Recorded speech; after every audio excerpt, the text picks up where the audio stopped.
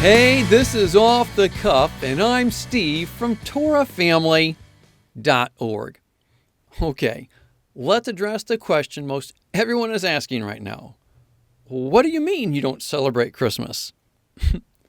First, I want to say that we don't judge anyone for celebrating Christmas. We used to celebrate it for the exact same reasons as everyone else, so we get it. And we know there are tons of memories for all of us tied to this time of year. We just want to explain our reason for not celebrating it in hopes that you'll see where we're coming from and hopefully you won't judge us as well. For the majority of people, they celebrate Christmas as the birth of Jesus, Yeshua. But what if I told you there were many traditions attached to Christmas that are based on pagan traditions? I know the common reply is, but we're using them to worship God now and celebrating how Jesus came. There's nothing wrong with that. While there may be nothing wrong with them from our personal perspective, what if there were verses in the Bible that tell us that God, that being Yahweh, doesn't want us to worship Him with pagan practices? Well, actually, there are.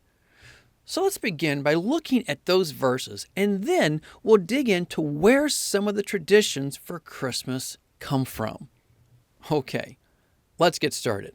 The following verses show, regardless of what pagan practices were used for, Yahweh said He doesn't want anything to do with them. Deuteronomy chapter 12. Yahweh your God will cut off before you the nations you are about to invade and dispossess. But when you have driven them out and settled in their land, and after they have been destroyed before you, be careful not to be ensnared by inquiring about their gods, saying, how do these nations serve their gods? We will do the same. You must not worship Yahweh your God in their way, because in worshiping their gods, they do all kinds of detestable things Yahweh hates. They even burn their sons and daughters in the fire as sacrifices to their gods. See that you do all I command you. Do not add to it or take away from it. This is the second time Yahweh said not to add or take away from what He commanded. He also said it here 8 chapters before. So when we take elements from pagan practices to use in our remembrance and worship of Yahweh, we're disobeying and adding to how He wants us to remember and worship Him. But Steve, that's under the law. Yes, and Yeshua said not one thing would disappear from the law until heaven and earth pass. Well, heaven and earth are still around. Please consider this. Many say that Hebrews were worshiping other gods when they made the golden calf. But that's not true. They simply tried worshiping Yahweh according to the ways they did in Egypt, the place He delivered them from. They tried worshiping Him how Egypt worshiped their gods. After they made it, they even said, tomorrow there will be a festival to Yahweh. So their intentions were to worship Yahweh with it, which is much like what we see today. Many take the practices from other religions and try to apply them to Yahweh. But this is something He doesn't want us to do. In fact, He hates it. Knowing Yahweh doesn't change, why would we want to do the exact same thing that made Him strike down 3,000 people for, even though they were doing it unto Yahweh? When He was instructing the next generation just before they were going to take possession of the land under Joshua, He said this, Deuteronomy chapter 12, break down their altars, smash their sacred stones, and burn their Asherah poles in the fire. Cut down the idols of their gods and wipe out their names from those places. You must not worship Yahweh your God in their way. He also instructed to not learn the ways of the nations. Deuteronomy chapter 18. When you enter the land Yahweh your God is giving you, do not learn to imitate the detestable ways of the nations there. You see, you can't Christianize the pagan ways. He saves the sinner, not the sin. If he didn't want to be worshipped in the ways of the pagan gods then, what makes us think he's okay with it today? Again, he doesn't change. In the New Testament, we see instructions to abandon the ways of the foreign gods and come to Yahweh. Galatians chapter 4. Formerly, when you did not know God, you were slaves to those who by nature are not gods. But now that you know God, or rather are known by God, how is it that you are turning back to those weak and miserable principles? Do you wish to be enslaved by them all over again? You are observing special days and months and seasons and years. I fear for you that somehow I have wasted my efforts on you.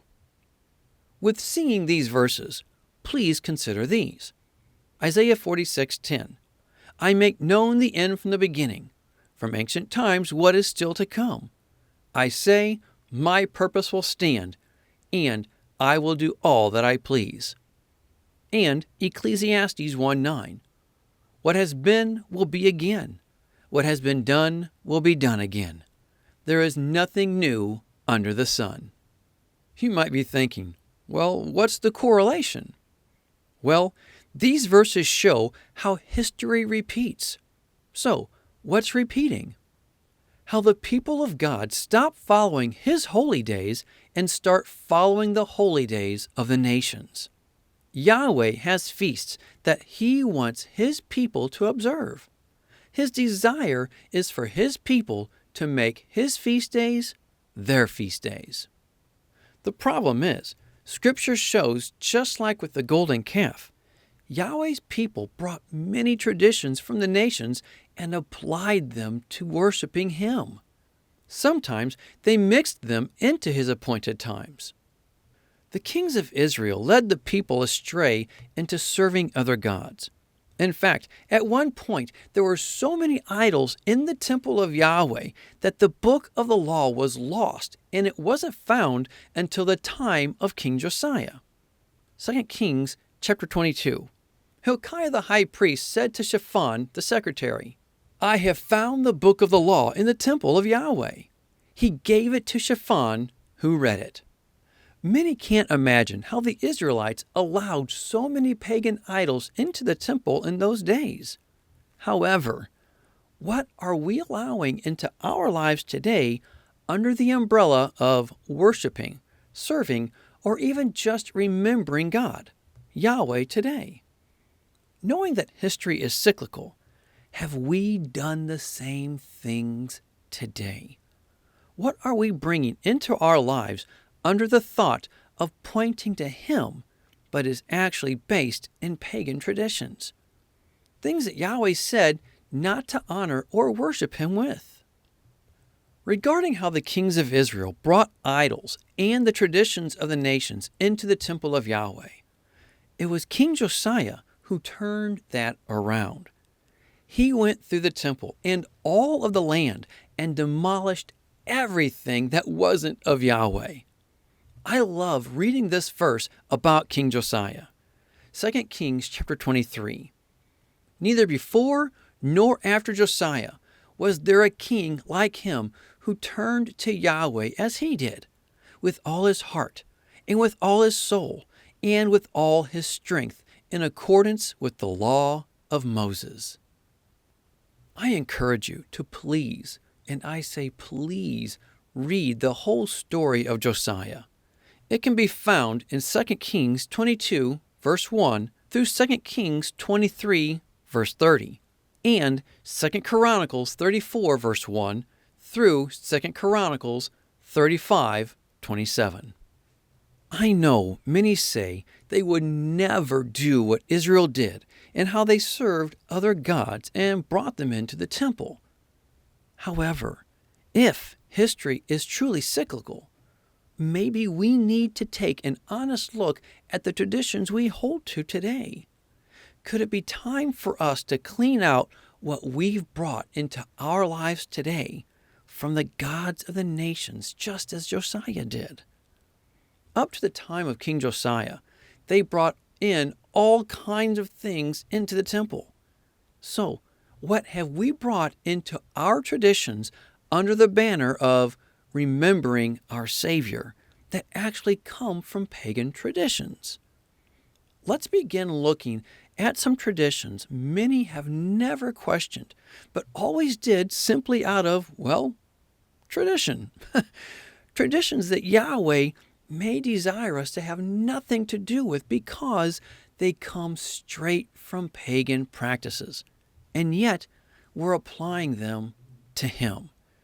Traditions like celebrating the birth of Jesus, Yeshua, on December 25th, giving gifts at Christmas, decorating the house with all kinds of greenery, Santa Claus, the 8 reindeer, and the elves. Please know, none of these traditions were mentioned or followed by New Testament believers. Let me say that again.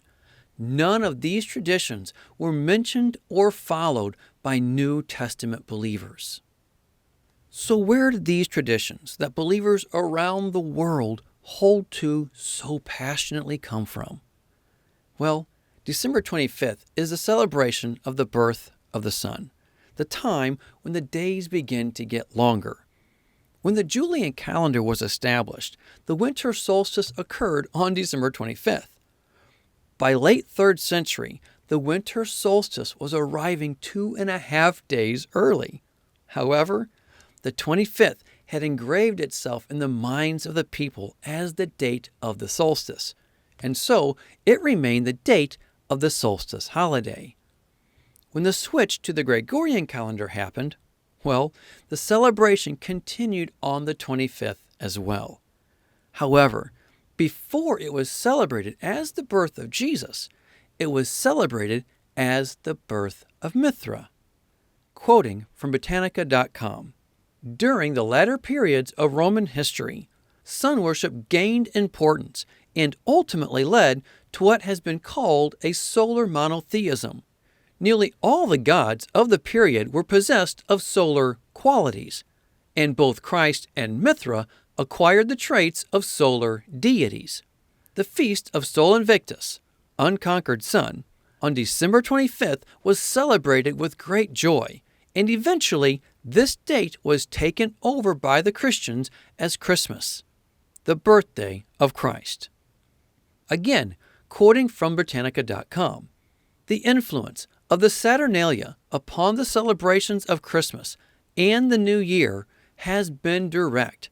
The fact that Christmas was celebrated on the birthday of the unconquered sun, Dies Solis Invictinati, gave the season a solar background, connected with the calends of January 1st, the Roman New Year, when houses were decorated with greenery and lights and presents were given to children and the poor.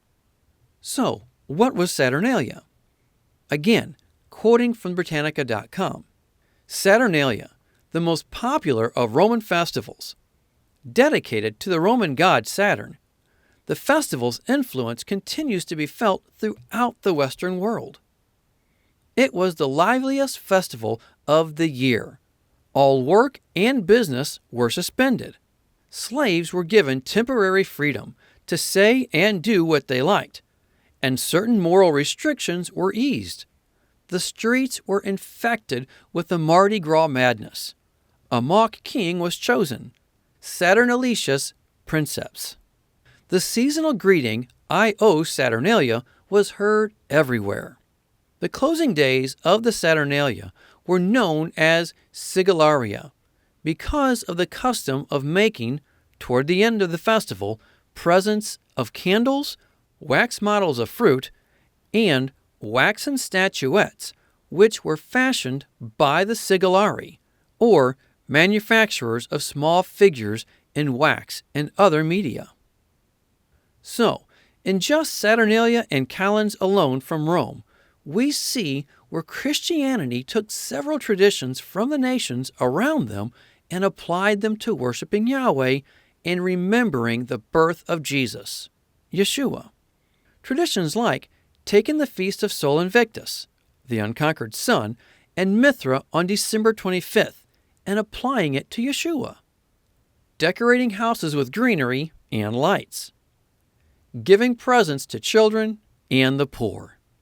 Remember, Yahweh said not to worship him with their ways. Yet, history has shown that's the very thing we've done. But who is this Mithras mentioned here earlier, where we see Christianity taking over the 25th of December for themselves? Mithras, also known as Mithras and Sanskrit Mitra in ancient Indo-Iranian mythology, is the god of light. Thus, his birth on the winter solstice. This god spread from India to Persia, and after the defeat of the Persians by Alexander the Great, it spread throughout the Hellenic world. The first written mention of Mithras dates to 1400 BC. On the biblical timeline, scholars vary on the timing of Joshua taking command after Moses. However, they agree it was sometime between 1200 to 1400 BC. So, the practices of the god of Mithras was well established in the nations that Joshua was leading Israel to conquer. And what was Joshua's famous last words to Israel? Joshua 24. But if serving Yahweh seems undesirable to you, then choose for yourselves this day whom you will serve, whether the gods your fathers served beyond the river, or the gods of the Amorites, in whose land you are living. But as for me and my household, we will serve Yahweh. Persia covered most all of modern-day Iran and surrounding areas. However, it grew.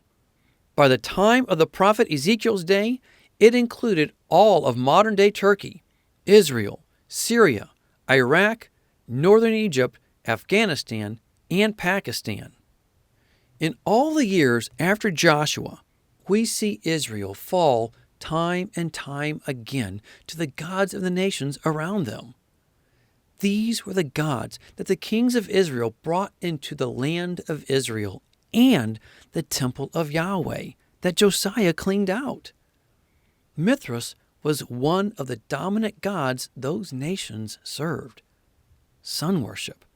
And what do we see today but believers in Yahweh falling to the same gods that Israel fell to in the days of the Bible? Using those forms of worship and bringing them into their lives in the modern day that we live. History truly is cyclical. So maybe we should use caution in saying how we would never do what Israel did by bringing the gods of the nations into our lives, that being the traditions that could be directly correlated to the very practices and gods that Josiah had to clean out of the temple. The sun god Mithras remained dominant in the land long after the Old Testament was written. Names varied, of course, but not only was he being worshipped annually on the 25th of December, this is also where the church derived worshiping on Sunday. It was the day all the pagans worshipped the sun, on Sunday. The Catholic Church at this time brought in many pagan traditions to the faith to make a more ecumenical church, to bring in as many as they could to the faith, though the faith was constantly being watered down.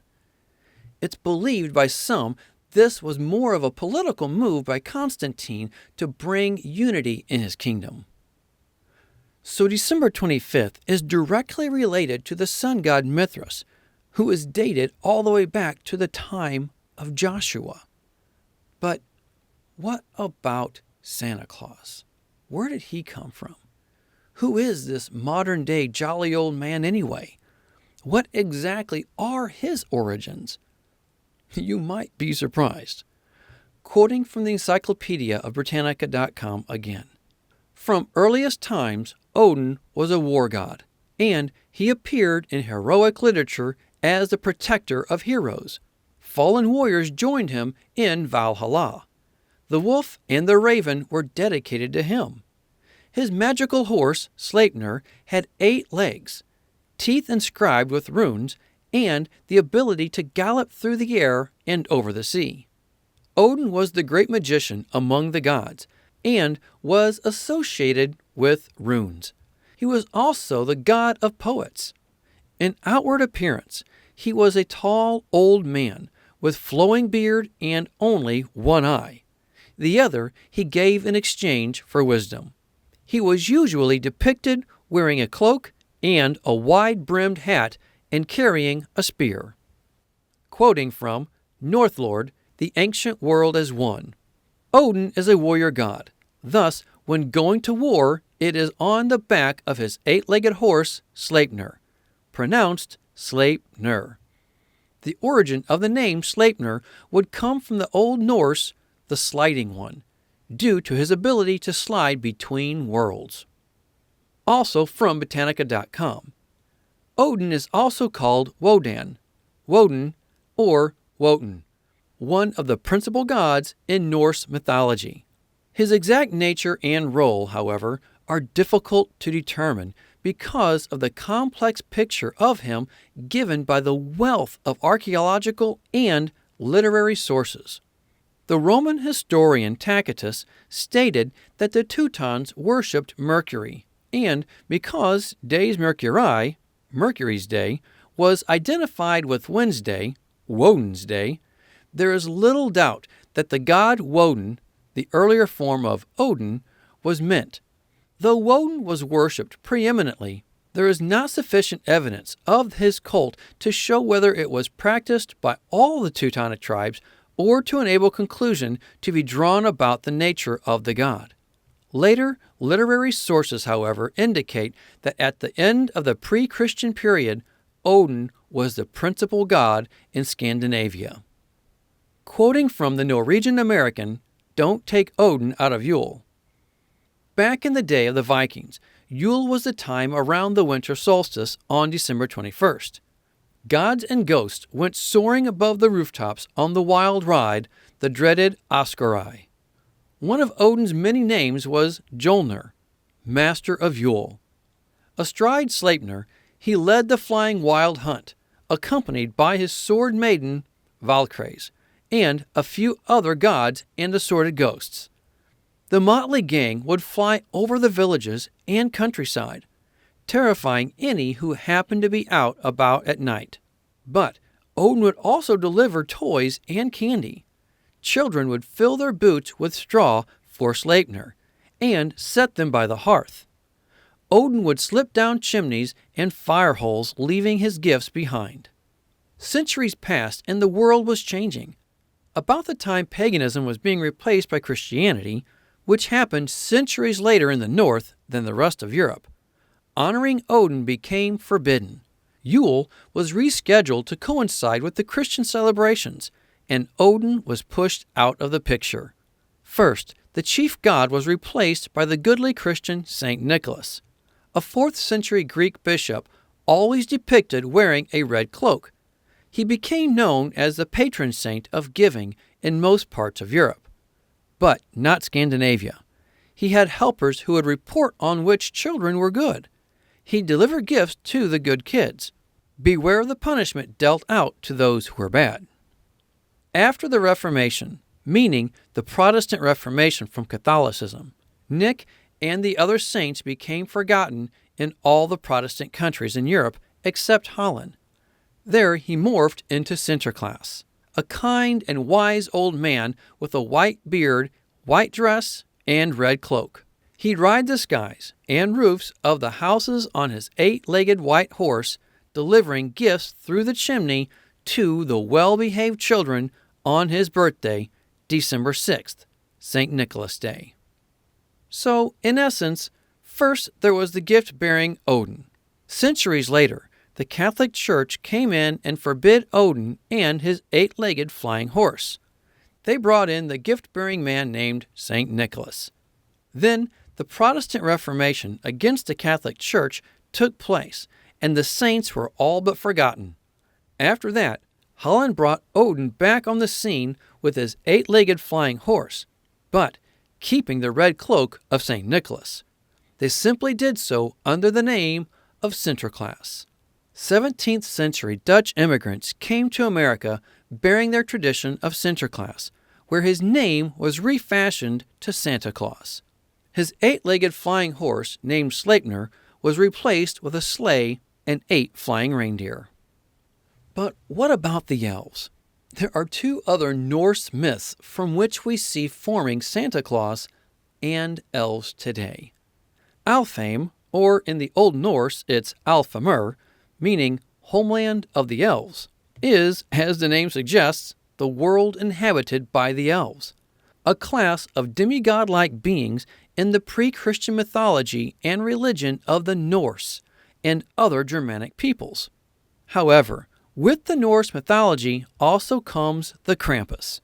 The name Krampus comes from the Germanic Krampen, which means claw or the claw.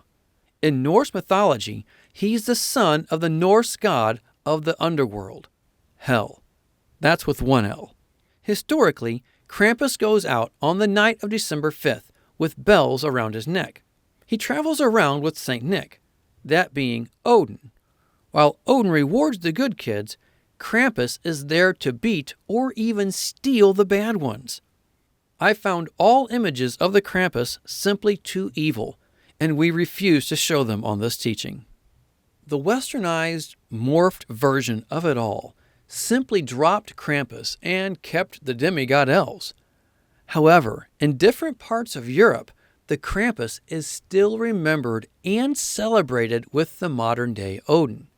In fact, you can go to Amazon.com and especially Etsy.com and purchase Krampus bells, Krampus figurines, and all kinds of items on the Krampus.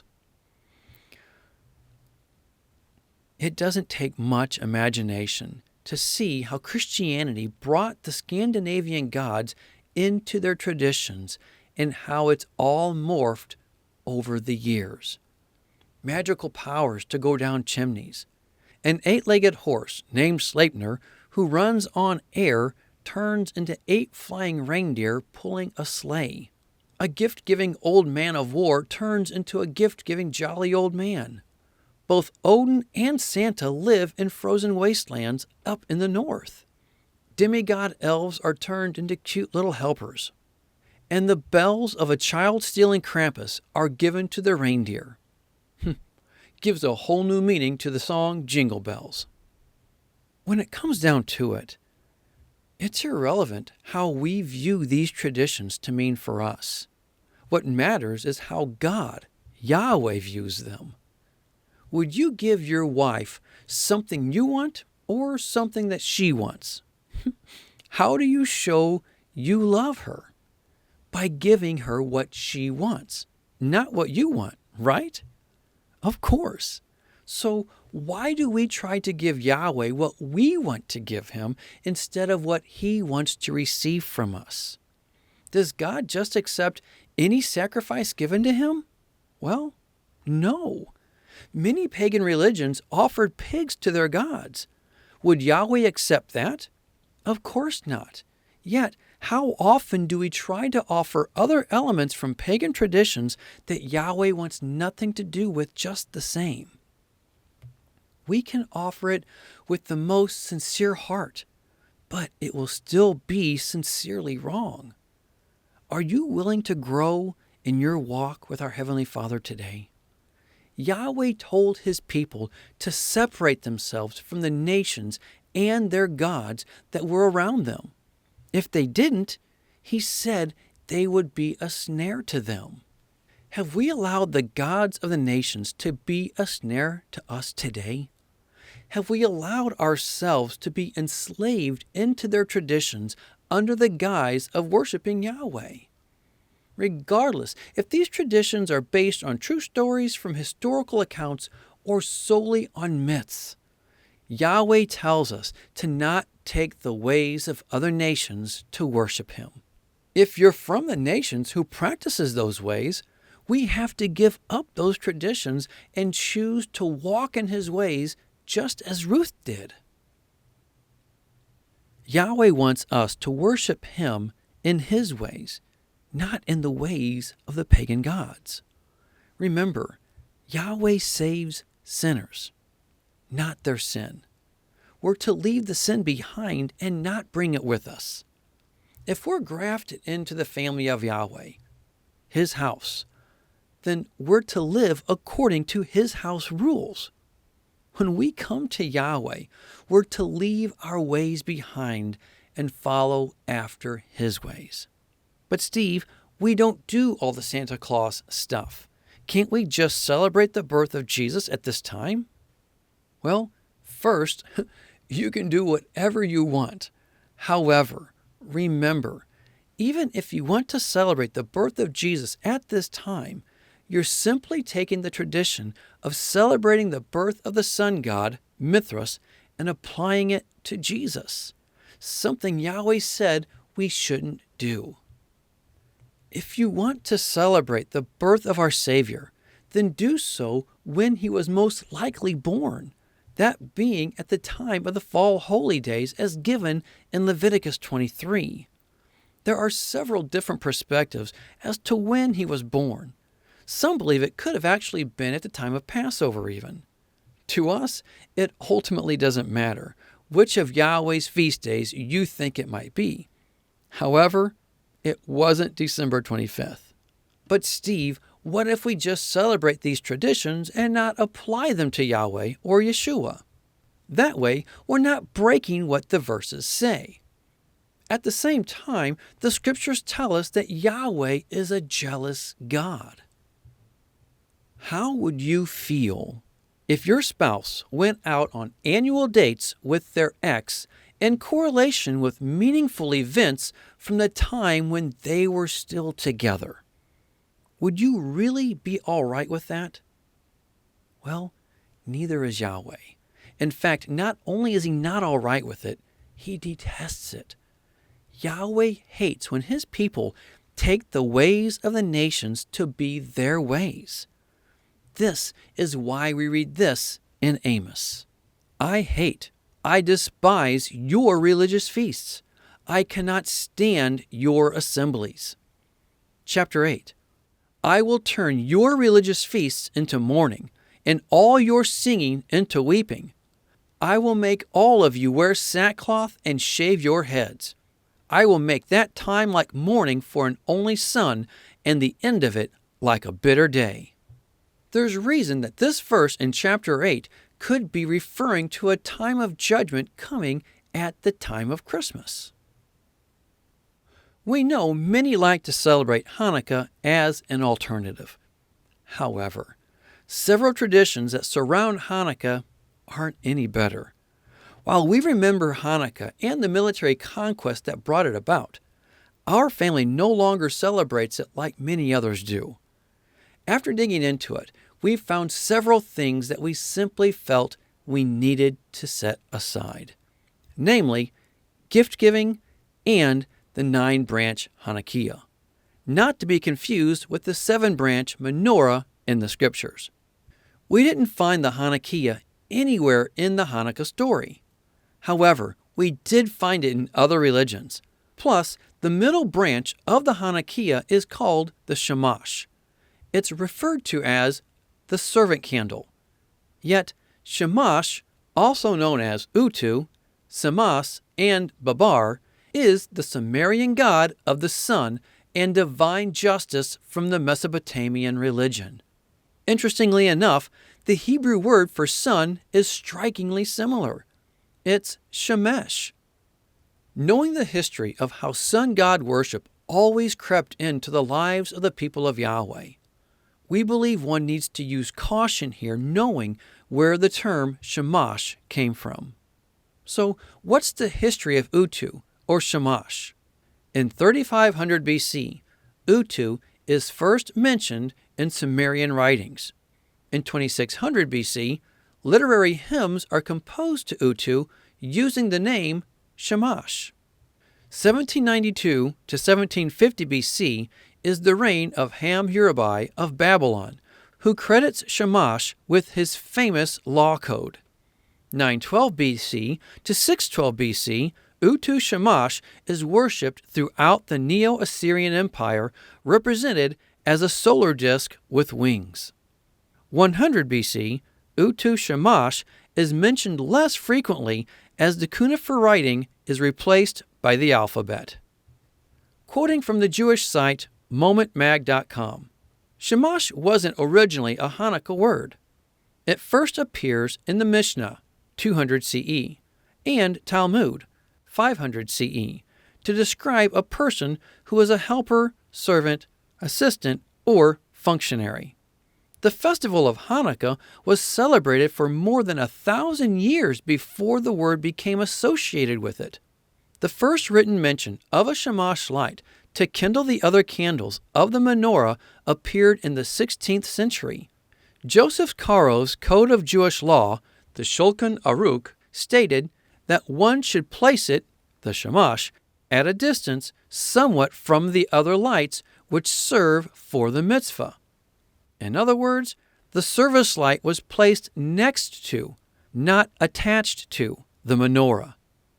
Over time, the role of the Shamash as helper or service candle became as much a part of the menorah as its holy counterparts. As we've seen, biblical history has shown how the people of Yahweh has taken the traditions of the nations and brought them into the faith. And so it seems the same with the Hanukkah. So again, we see how over time a sun god from a pagan religion is worked into the faith of Yahweh's people. So while people won't celebrate Christmas because of all the pagan traditions that surround it regarding sun worship, lighting the Hanukkah is most likely doing the exact same thing. This all being said, no one really knows exactly when the Hanukkah was brought into the celebrations of remembering the dedication. Again, the Hanukkah is never referenced in 1st or 2nd Maccabees. We go into more reasons why we don't celebrate Hanukkah in the traditional way like many others do in our teaching, Hanukkah, Purim, in the End Times. There's a phrase that's become quite common over the recent years. It's, keep Christ in Christmas. The problem is, he was never in it to begin with. However, Mithras and Odin were. There's so much more that could be covered. The rabbit hole goes much deeper than you can imagine.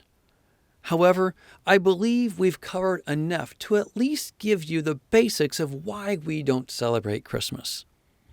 We pray for the heart of Josiah to rise in all of us and do a massive cleaning in our lives like never before. Because we know Yahweh doesn't want us to worship him with the practices of the nations. He doesn't want us to participate in the practices for any reason. Many of these practices have been around since the days the very Bible was being written. Since history is cyclical, may the heart of Josiah rise in all of us, and we remove all the pagan practices from our lives.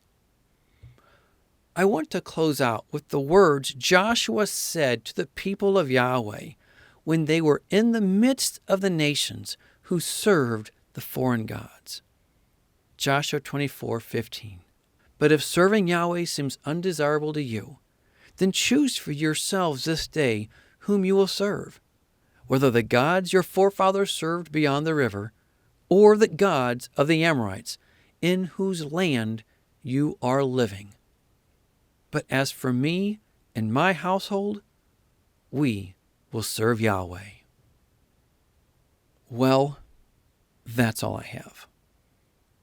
Think about it. Pray about it.